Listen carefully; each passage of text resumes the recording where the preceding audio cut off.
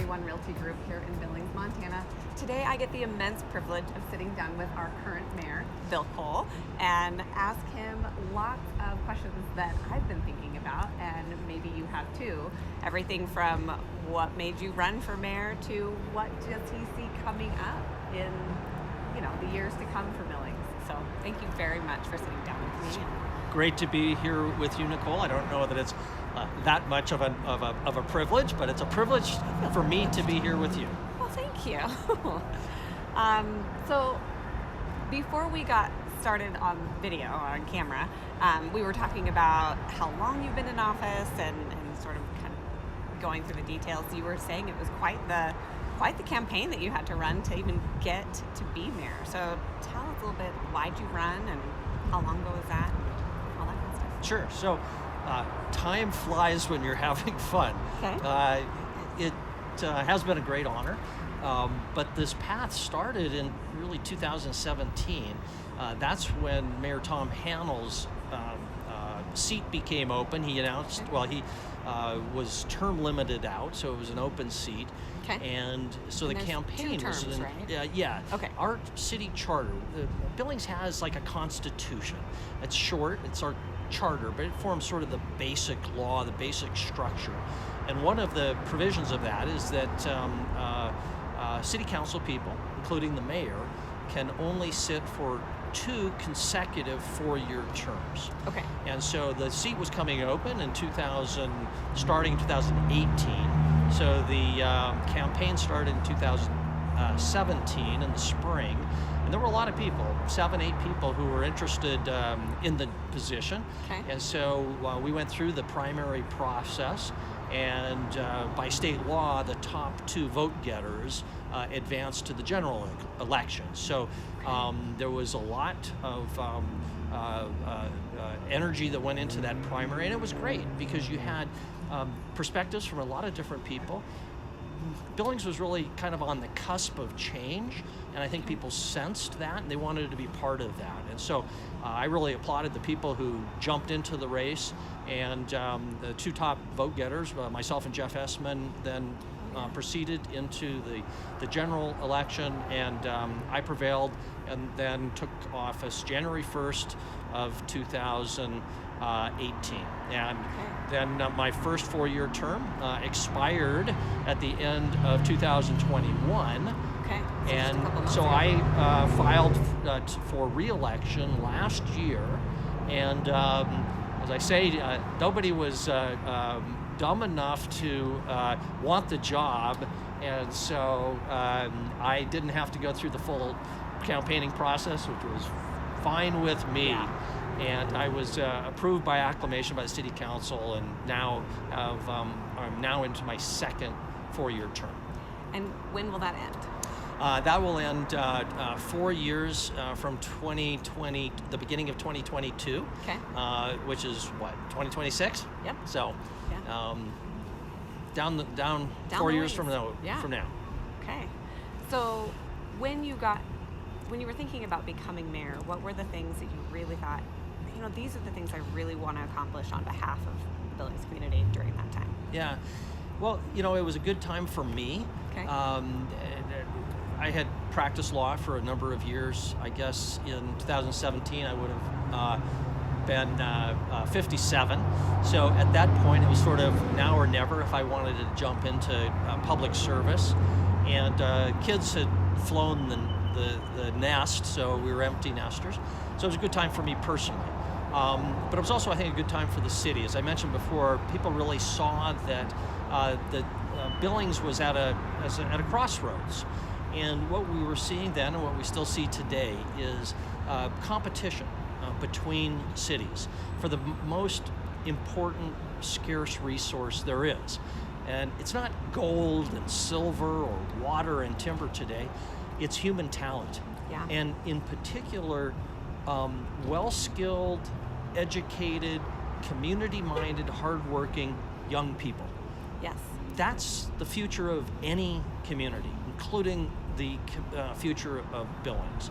And so the question became, how do we retain those people who we have in our own community, but often are tempted to go to Boise or to Austin, Texas, or Seattle, or Denver, or Minneapolis, or Bozeman, or Missoula, the B word and the M word. Maybe I shouldn't use those, but it's true. And so that's what really drove me to run, was the future, and what did we want our future to look like. And the message I tried to communicate was we are in a competition, and that we have to do everything we can to compete for that talent, which are for our own children. Yes. We want them to stay, or we want them to come back after they've seen the world for a while. And the good news is we've made some progress in that, but that's what really drove me to throw my hat in the ring 4 years ago. So you were saying that we've made progress in that, and I definitely agree with that. My daughter's going off to college this fall, and our son is a freshman in high school and looking forward to, some sort of degree pursuit. Our daughter's going to go to Bozeman, but her heart is to come back here. Good for She her. loves What's your being daughter's here. name? Taylor. Tell her the mayor says that's what she has to do. I will let her Not know. immediately. She I'll can let her go, know. Sow her wild oats, but at some point. Yeah, I don't know that she'll have so many wild oats. I'm crossing my fingers the wild oats are pretty tame. Of Says whatever Mom, she does. absolutely. That's right, yep. So they've enjoyed growing up here. Our son and my husband, they love what the BMC provides for the recreation. That's unique to the entire Northwest, actually. And my husband enjoys the beer tour downtown and all the things that are available for that. So what are the things that you've seen, though, that have progressed during the time that you've been mayor? What are the things that are coming up in the next few years? And what do you foresee even further beyond that? Okay, well, starting with sort of the accomplishments, and these are by no means because of me. These are Sure. all because of a community that has been doing some good things. Okay. I think of them sort of the 3 R's. First is the recognition of what we were talking about before, namely that Billings is in a competition with other Okay. communities. That if you're not moving forward, you're moving backwards. Yes. There's no such thing as a plateau. There's no such thing as the status quo. You have to always be advancing. And I think at every level of our community, certainly local government, the business community, the medical industry, healthcare industry, everybody gets it that they have to be advancing and that we are in competition with those other cities for not just young talent, which is critically important, but also investment capital, business capital, government investment, all of those things. So that recognition is that first R, and that starts everything. And then the second thing is reputation. We've always had a bit of a identity crisis. Lots of other communities, because of their locale by the mountains, or their history as a ski town, or as a university town, or they're associated with a single industry, it gives them identity. Not always the best identity, but it gives them that identity. One of the Billings' great benefits is that we have this diversified economy, and we play in a lot of different fields, which is great, but one of the downsides of that is who are we, and have people really, can they relate to us? And that's coming around. Last July, the Wall Street Journal identified Billings as #1 on its index of emerging residential markets, and it really put us on the national radar screen. I did several national interviews with the national press, and that kind of reputation is critical to building our sense of identity and our national reputation. Yeah. Just a couple months ago, a study came out that showed that in last year, in 2021, 3.9 people, and I'm not quite sure how you measure that 0.9 person, somebody on a good diet must be working.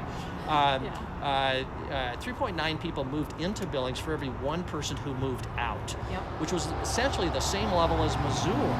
And so when we can compete with a place like Missoula, with a major university, with mountains out the back door, we're doing really well. And so that's second. That reputation factor. But the third is, you don't get those things unless you've got reality. And that's where we've really seen some significant changes for the good. First and foremost, we're starting to get vision about some of the most important basics, namely public safety. We have a crime problem.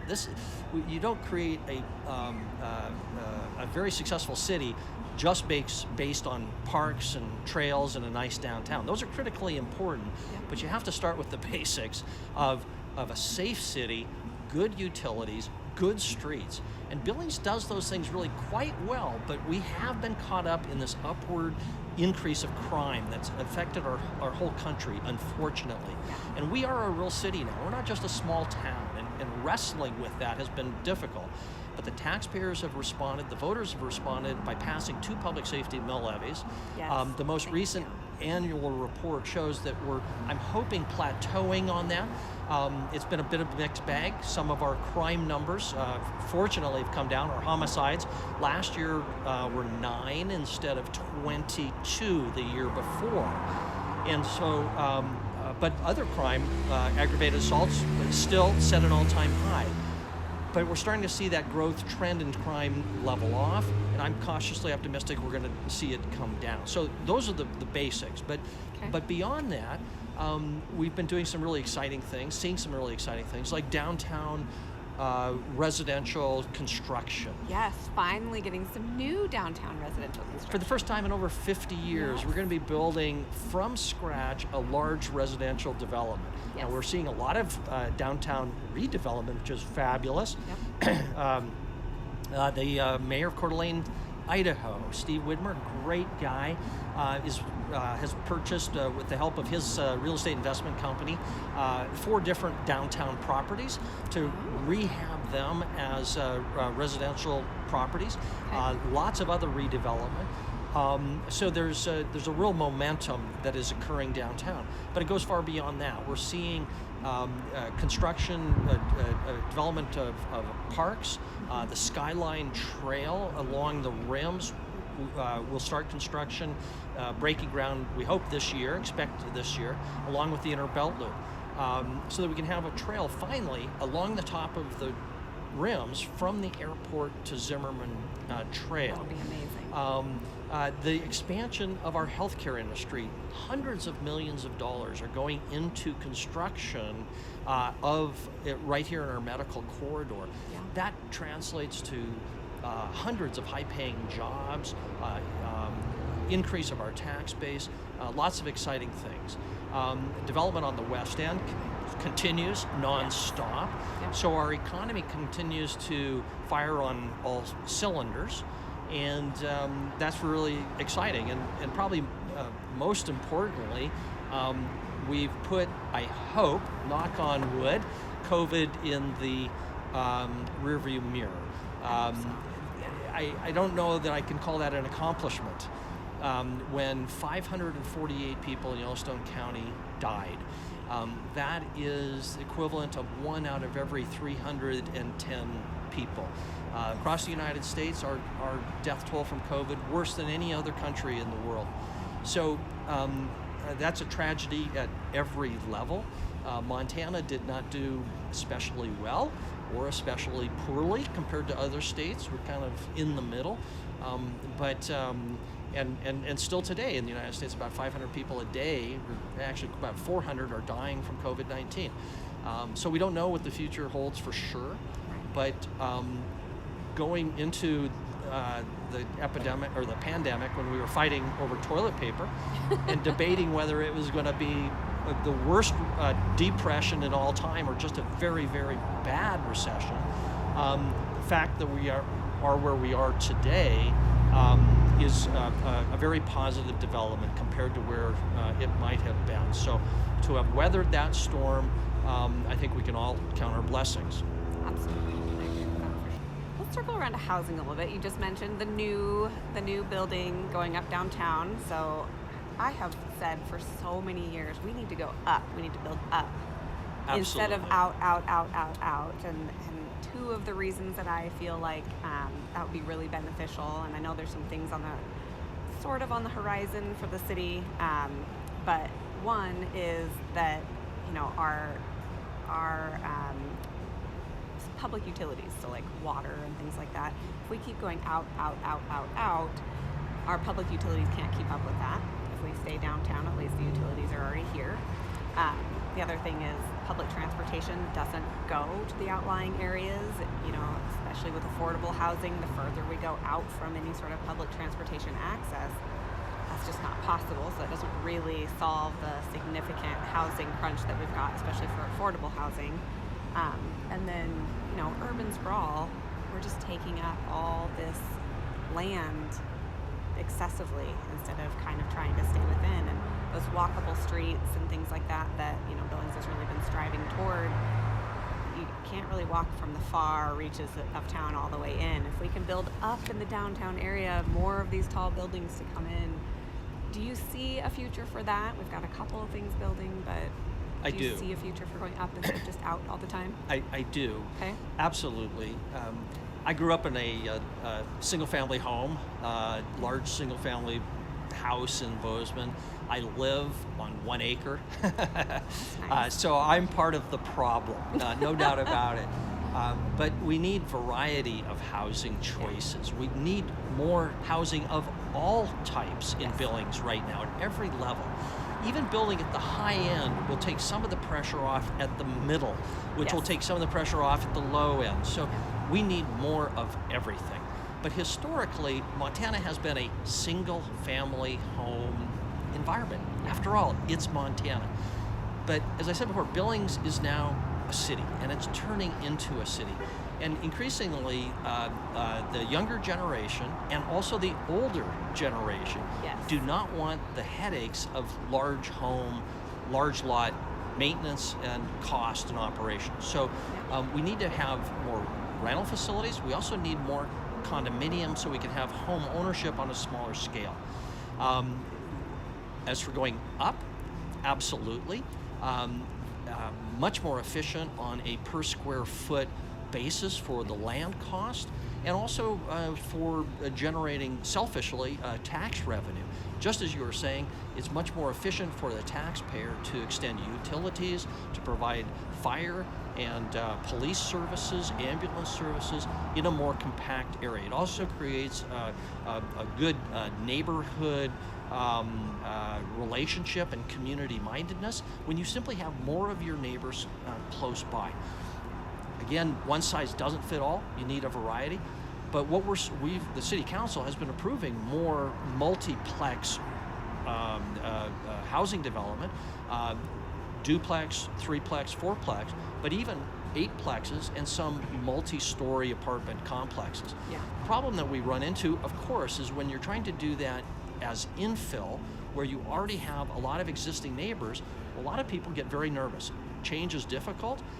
The research generally shows that multifamily housing does not reduce home values nearby. In some cases, it may increase those values because with the cost of new construction, the cost of that new construction per unit is often more than their neighbors. Yeah. And so, but there are limits. I mean, if you have a multiplex near a very high-end neighborhood, the immediately impacted neighbors could truly be impacted in a negative way. So it's important that it be done smart. We're seeing some great examples. Mike Stock on Shiloh at Shiloh Commons was a game changer. I often say that Montanans aren't great at inventing the wheel, but we're really good at copying the wheel, and so provides a great model. Or the Avenue C Apartments off Grand at 17th. Again, another great model for people to see and say, yeah, we could do that. I can do that. I could live there. We're seeing more and more of those. And so I'm optimistic that we will learn to grow up in appropriate places. We have a lot of people who need housing, and we don't need that for everybody, but we need more units, all the above approach. There's a lot on the horizon for Billings, lots of really good things happening right now and things that are coming up. What do you see are the biggest issues right this moment that community members need to be aware of, and we need to be really thinking about how that's going to be addressed in the next few years? Great question. The first thing is we got to keep our eye on COVID. Okay. We don't want to go back where we were. That would be a game changer. But let's hope that's behind us. Yes. Beyond that, we have to continue to do the basics well. Okay. And that means, first and foremost, attacking our crime problem, bringing those crime rates down to more national and Montana averages. Okay. Top priority. Continuing to provide utilities, all of those things. We can't take our eyes off any of those. But beyond that, I am, and the City Council is very focused on the situation that we have with our parks and trails. Okay. For years, we've been talking about new park construction because we haven't built a large new regional park for almost 40 years in Montana. Okay. That goes back to Castle Rock Park, and even that we didn't finish. There's still no playground equipment at Castle Rock Park in the Heights. Okay. We haven't built a large regional park west of 24th Street for all of these new houses popping up at the base of the rims. Now we go almost out to 80th Street. There are no large regional parks in any of that area. We have the opportunity to develop Colson Park along the river. We've been talking for a century about how to develop our river for recreational resources. We still don't have a trail that will take us from the top of the rims down into the valley. The Stagecoach Trail along Zimmerman Trail would be a great way to do that. We haven't done any of that. So there's a huge need for new park and new trail construction.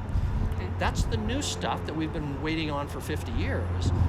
But more recently, we've been challenged or face a new challenge, which is just to keep what we have in the way of parks. Right now, we have what's called Park District 1, which is a citywide assessment that everybody pays, including businesses and churches and nonprofit organizations that own property. Okay. And that money covers about 1/3 of the Parks Department budget. The legislature in the last session made that district sunset in 2024. And so that money will go away unless the voters choose to replace it.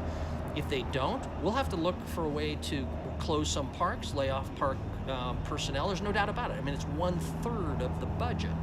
I'm expecting that the City Council will put before the voters something to replace those dollars, which would not be an increase at all. It'd just be to maintain the current level of taxation, but probably also give voters an opportunity to choose on whether they want to move ahead with developing park along the river, a trail down from the rims, developing a large West End park, developing Castle Rock, finishing Castle Rock, and actual new park construction. So a lot to talk about in the future. It may be in competition with also other really important projects like the Metra, the expansion of the Metra, which is a very outdated facility. It's a great facility. It's really important to the economy of our community. But significant dollars have not gone into that for close to half a century. Right. And I was just in a meeting a few minutes ago with a major promoter who brings a lot of business to Billings. And they know that other communities are looking to build a competing facility. And whoever builds that first is going to be the community that gets the large axe that brings millions, tens of millions of dollars into our local economy. So a lot to talk about, a lot to keep our eyes on in the future. So one of the things that I've heard is that our current water treatment plant is at 98-ish% of its capacity or something like that, right? And that adding more and more subdivisions can, broadening how many houses, feed into that is virtually impossible at this point, right? We can't keep adding houses onto it. But that the projection is to build one on the west end, right? And that's going to go to the voters at some point to build a treatment facility on the west end and then some sort of park around that area. A lot of that was true, but not all of it. Okay, yeah.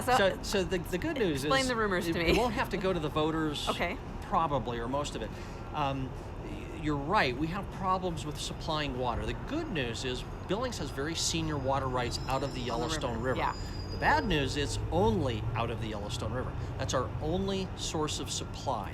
Okay. So if we had a water or an ice jam that took out the supply system, the intake, if we had a tanker go into the river and contaminate the river, if we had some natural catastrophe that upset our ability to take water from the river, then our only supply of water would be gone. We have storage.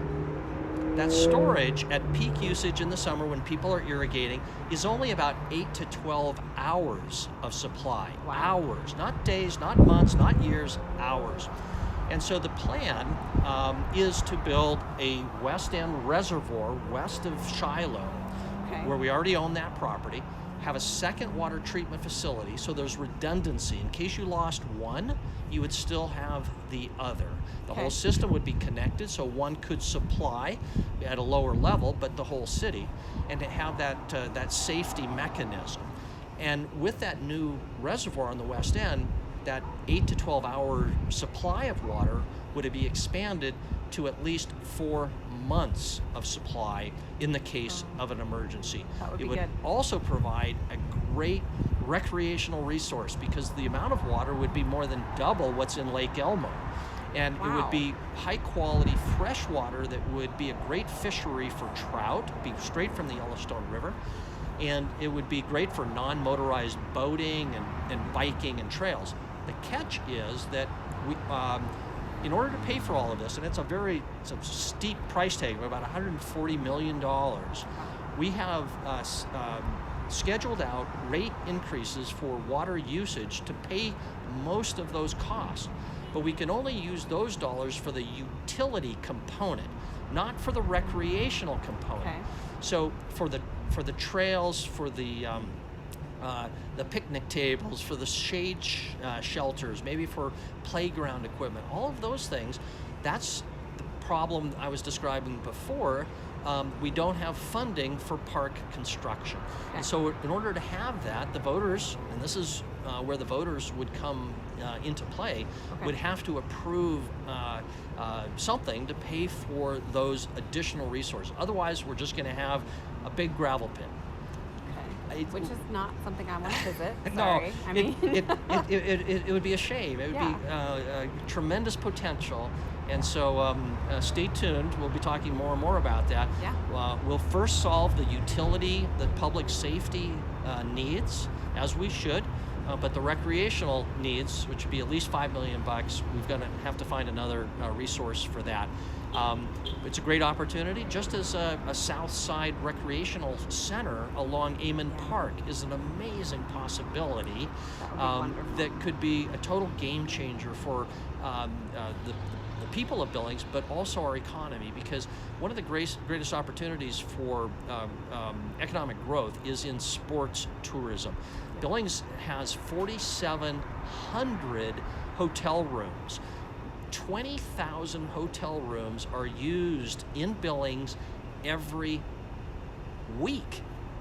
Wow. The money that comes into our community is incredible. Now, we don't have a local option sales tax, so it doesn't generate tax revenue that we can use to build that West End facility, to build a South Side Rec Center, but it's still economic energy for our community. But the city doesn't own indoor basketball courts. We don't own volleyball courts. We don't own pickleball facilities. We don't own indoor ice. We don't own an indoor swimming pool.